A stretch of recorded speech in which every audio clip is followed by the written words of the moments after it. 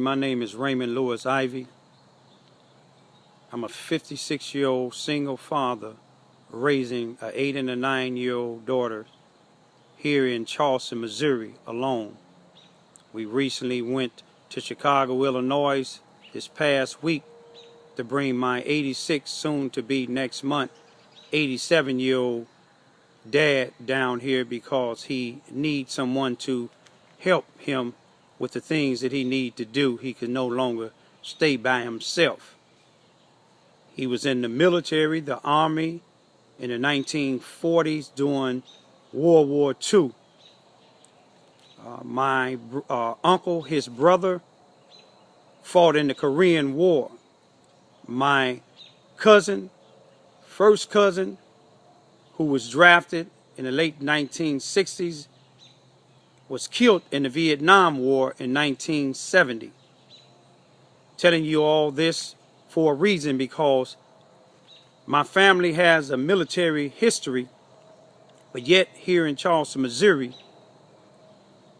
for the 18 years that I've been living here, all I've been doing was fighting against racial discrimination and injustice towards blacks, against families and friends who've been ruling this town, possibly this state, for decades with corruption, cover-ups, intimidation and threats.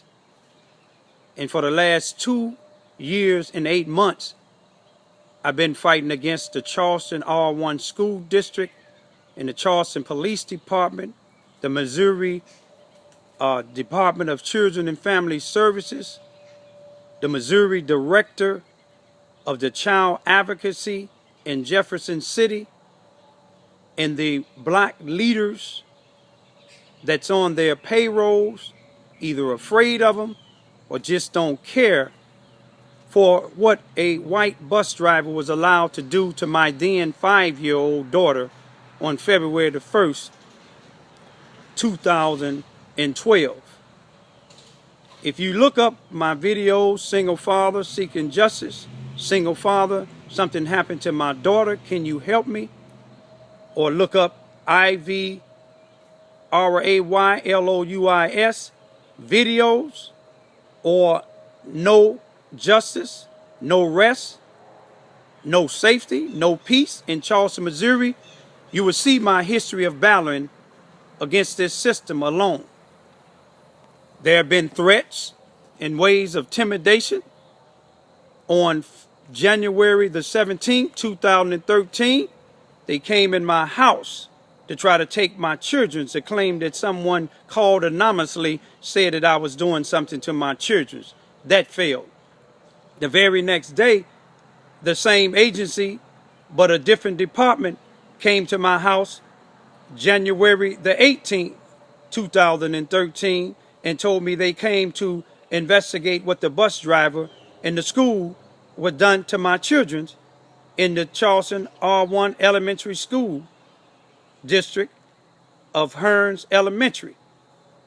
But yet, I called on February the 23rd, 2012, when it happened to both of my children, and they told me that my claim didn't warrant them to send out an investigation or investigator. But if you look behind me, just recently, August the 13th of 2014, a fire was set in my backyard on the trees. I called the police department, which is the police and the fire department. It's the same thing. The police is the firefighters. They came and put the fire out, and I asked for a fire marshal to be sent down here, and I was told that the scene has been contaminated. The only people that could have contaminated the scene was the police firefighter that put out the fire. If he contaminated, that means he was untrained, which I know they are untrained, and they have an unqualified chief of police. Or the other person that could have contaminated this scene was the actual person that set the fire. In other words, no investigation, nothing done. No police report made on what the bus driver did to my child.